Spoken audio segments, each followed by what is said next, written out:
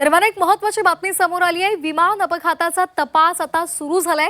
केंद्रीय नागरी उड्डाण मंत्री राममोहन नायडू यांनी या संदर्भात मुख्यमंत्री देवेंद्र फडणवीसांच्या पत्राला उत्तर दिलेलं आहे।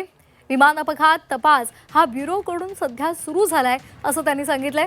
अजित पवार यांच्यासारख्या अतिशय वरिष्ठ नेत्याचा विमान अपघातामध्ये मृत्यू झाला आणि हा अपघात नेमका कशामुळे घडला याच्या कारणांची चौकशी करण्यात यावी अशी मागणी या पत्रातून करण्यात आली होती।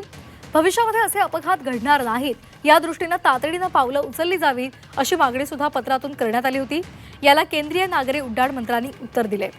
सर्व टेक्निकल रेकॉर्ड्स, ऑपरेशनल तपशील आणि घटनास्थळावरील तथ्य याचा तपास केला जाईल असं त्यांनी सांगितलं होतं आणि आता त्या तपासाला सुरुवात झाल्याचं सुद्धा त्यांनी या पत्रात म्हटलेलं आहे। भविष्यामध्ये अशा घटना होऊ नये या आपल्या विनंतीची मंत्रालयाने दखल घेतली आहे। चौकशी अहवाल येताच त्या दृष्टीने उपाययोजना केल्या जातील असंही त्यांनी म्हटलंय। या चौकशीमध्ये महाराष्ट्र सरकारचंही सहकार्य आम्हाला मौल्यवान असेल।